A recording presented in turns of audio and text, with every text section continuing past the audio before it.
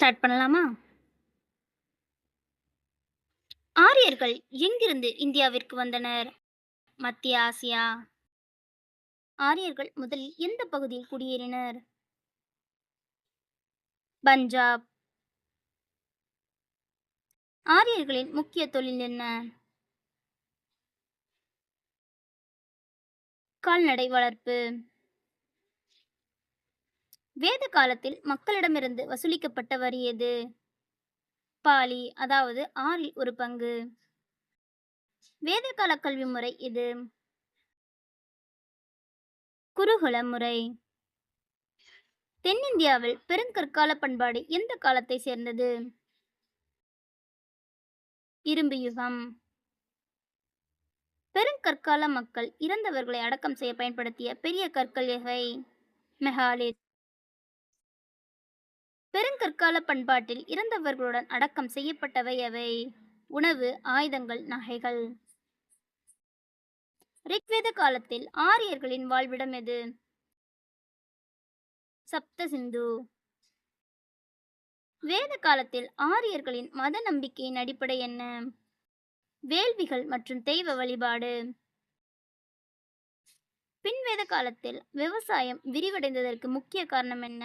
இரும்பு கருவிகளின் பயன்பாடு. தமிழ்நாட்டில் பெருங்கற்கால அகழ்வாராய்ச்சி நடைபெற்ற முக்கிய இடம் எது? ஆதிச்சநல்லூர். அது தூத்துக்குடியில் உள்ளது. வேத காலத்தில் வேள்விகளில் முக்கிய பங்கு வகித்த தெய்வம் எது? அக்னி. பின்வேத காலத்தில் ஆரியர்களின் வாழ்விடம் எங்கு மாறியது? பஞ்சாபிலிருந்து கங்கை சமவெளி. பெருங்கற்கால பண்பாட்டில் கண்டெடுக்கப்பட்ட முக்கிய உலோகம் எது? இரும்பு.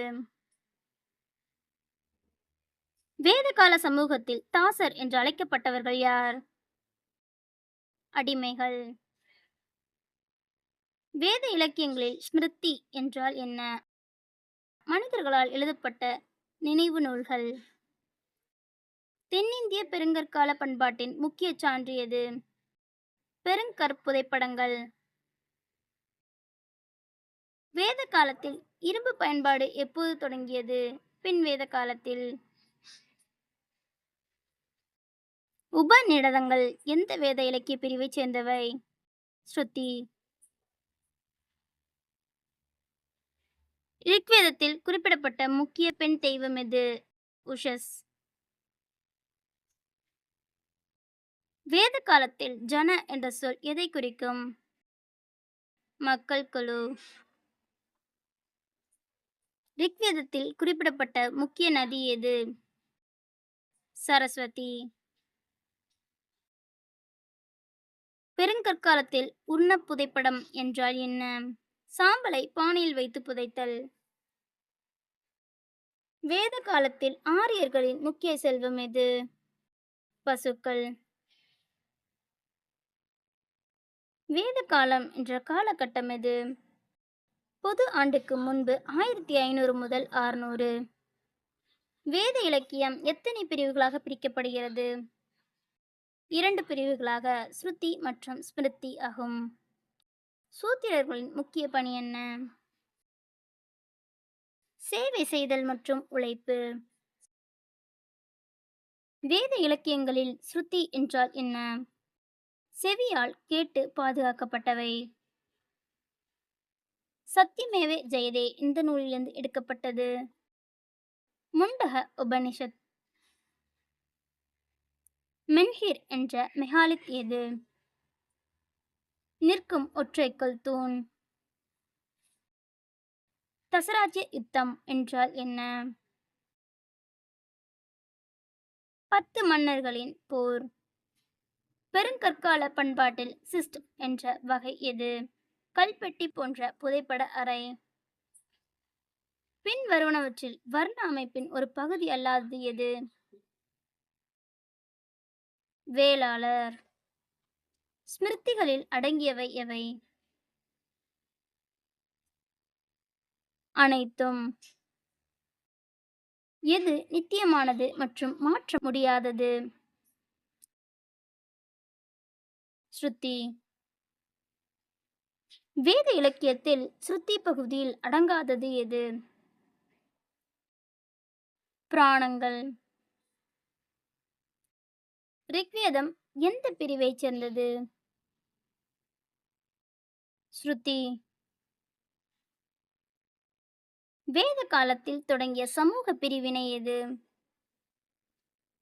வர்ண அமைப்பு. முதுமக்கள் தாலி புதைப்பட முறை எந்த யுகத்தைச் சேர்ந்தது? இரும்பு யுகம். தமிழ்நாட்டில் முதுமக்கள் தாலிகள் அதிகம் கிடைத்த முக்கிய அகழ்வு இடம் எது? ஆதிச்சநல்லூர். 4 ஆசிரமங்களில் முதல் ஆசிரமம் எது? பிரம்மச்சரிய ஆசிரமம். பின் வருவனவற்றில் ஆசிரமங்களில் சரியான வரிசை எது? பிரம்மச்சரியம், கிருஹஸ்தம், வானப்பிரஸ்தம், சந்நியாசம். கத்திட்டைகள் ஆங்கிலத்தில் என்ன என்று அழைக்கப்படும்? டால்மென். வேதகால அரசியல் அமைப்பு எத்தகையது? உறவு அடிப்படையிலானது. வேதகால அரசியலில் ராஜனின் அதிகாரத்தை கட்டுப்படுத்தியவை எவை? சபா மற்றும் சமிதி. சபா என்றால் என்ன?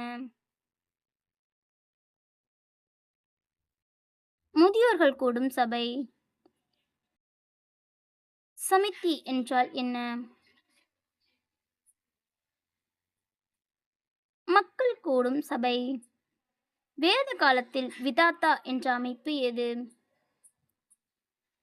பழமையான இனக்குழு சபை. ராஜனுக்கு இராணுவ விவகாரங்களில் உதவியவர் யார்? சேனானி. வேதகால அரசியலின் அடிப்படை அலகுகளின் சரியான வரிசை எது? குலம், கிராமம், விச், ஜனம். கிராமணி என்று அழைக்கப்படுபவர் யார்? கிராமத்தின் தலைவன். வேத காலத்தில் விஷயபதி எதற்கு தலைவன்? விச்சுக்கு. வேத காலத்தில் கணா என்ற அமைப்பு எது? இனக்குழு சபை. வேதங்களின் சாரம் எது? Let me know in the comments. இந்த மாதிரி உங்களுக்கு கொஷின்ஸ் வேணும்னா like and subscribe for more videos. Thank you for வாட்சிங்.